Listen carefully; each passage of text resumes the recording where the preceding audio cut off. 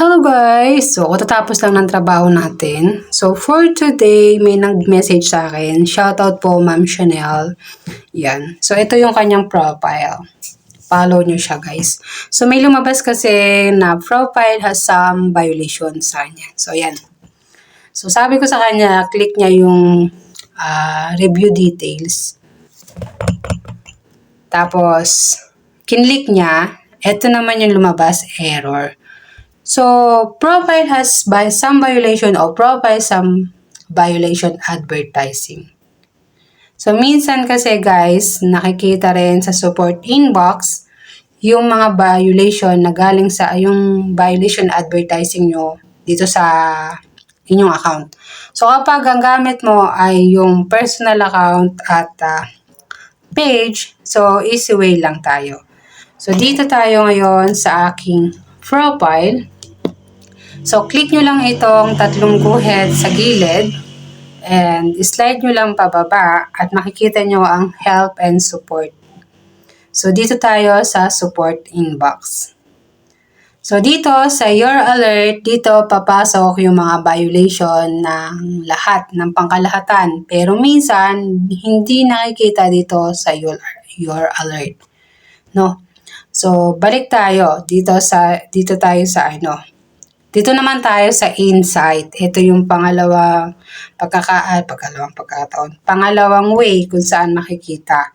Kapag kasi profile has some violation advertising, dito yon sa ad center. Makikita, no? So, kung ikaw ay nagra-run ng ads nung unang panahon, dito yon makikita. Dito magkakaroon, dito i-issue yon eh. Meron ako nakuha picture kanina. So, ayan. So, yung ganyan yung lalabas if ever. So, shoutout kay Kuya.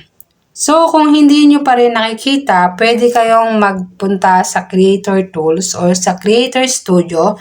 Click nyo lang yung search dito sa taas. Tapos, type nyo lang yung Creator Tools. Creator Studio. So, yan. Yan.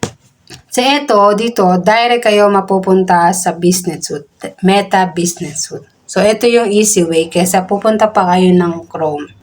So, ito, direct na makakapasok kayo sa Chrome. So, may isa pang way para makapasok, pero dito na tayo sa mas mabilis. Kasi ito, direct na siya. So, ganyan.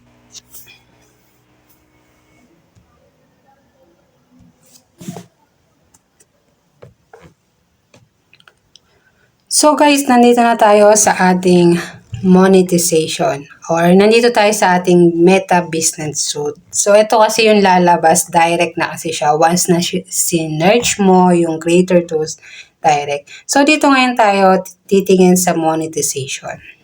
So click nyo lang po yung $, dyan. So loading kasi yung system natin, kaya mabagal. So time check 10:23 PM. So, kapag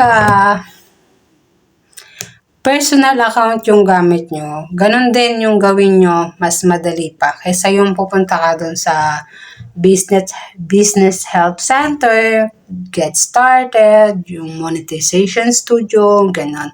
So, ito yung easy way kung paano ka makakapasok dito. So, i-click lang natin itong sa view page eligibility. So, dito lalabas yung problema ng account mo. So, ayan. May nakalagay dyan na view criteria. So, kagaya ng sa akin. So, ayan. May partner monetization policy kasi ako. Yan. Pero tuloy-tuloy mo pa rin. Malay mo one time kasi may dumating yung pagkakataon na mawala. Yun. Pero dun sa sinishare kong profile has some violation. Kahit huwag mo na masyadong intindihan kasi mamamonetize ka pa rin kahit ganun. Hindi kagaya dito sa account ko.